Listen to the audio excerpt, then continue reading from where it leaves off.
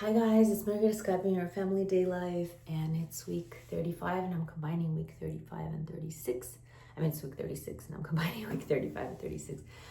I am combining them because it's been a hard 35 and 36. I did not film 35. A lot's been happening, and so I just want to combine these 2 weeks. So number one that has happened is that the baby turned again. And this has been such a funky roller coaster for me because I didn't expect him to turn again, but he did. And this time he turned, I forgot what the name is, Traverse, I think she said, because he's not head up and butt down. He's now sideways. And so it's not that bad, but again, he needs to find his way down to turn to, head down, because I am approaching the big week 37, and 37 and onwards is kind of where you can give birth anytime. The doctors just say 37 to 40, I think, or 41 is kind of the term. So he needs to be head down. So I've been just praying a lot for him to turn down. I didn't do a lot of exercise, and I didn't do a lot of sleeping with the pillow in between my legs. I just don't find it so comfortable at this point. I don't sleep much anyways, but I didn't find it comfortable. So I didn't do any of that. I did pray a lot. I did walk a lot. They did say that walking a lot kind of helps it. And I think I have an appointment to find out if he turned or not, so I don't know.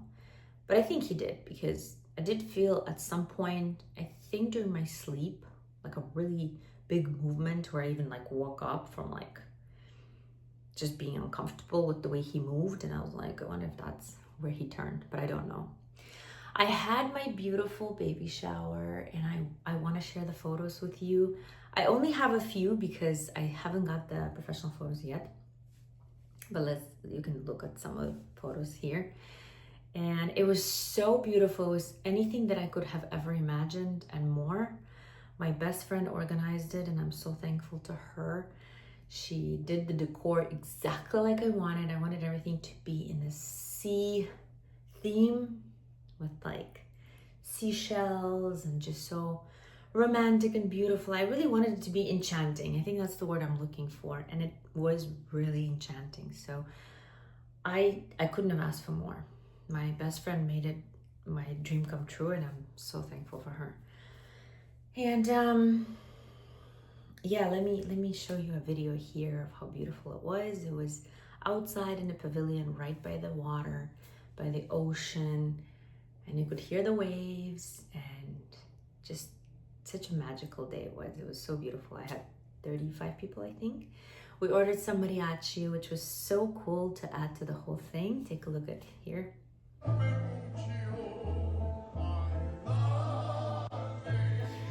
They were so beautiful. They did such a great job singing, and I was dancing with my husband. It was just a really, really beautiful day for me, and I'm so blessed and so thankful to God and to all my guests for all the gifts, for being there, for sharing that day with me, and to my best friend and her family, because they really went all out and made it something that I really wanted it exactly like it is. And it's hard to get something exactly like you wanted it, but this was what I dreamed of, and I got it. So it was really, really magical and special for me.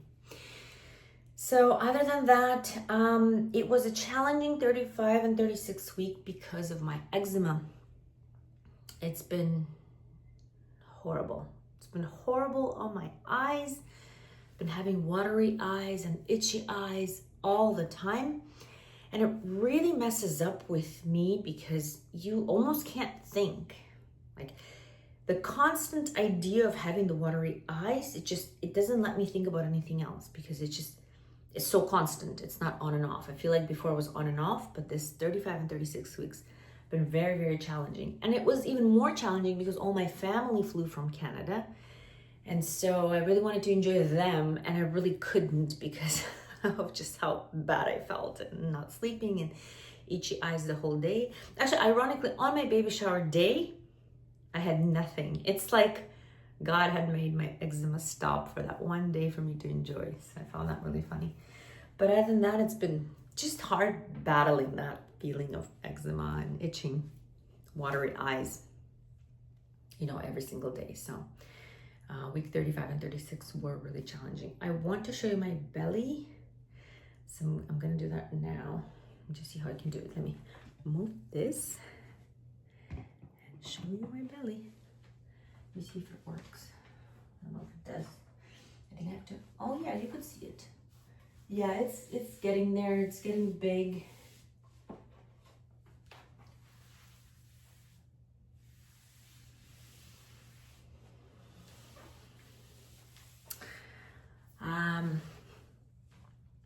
That's it. I don't think there's anything else that's been happening.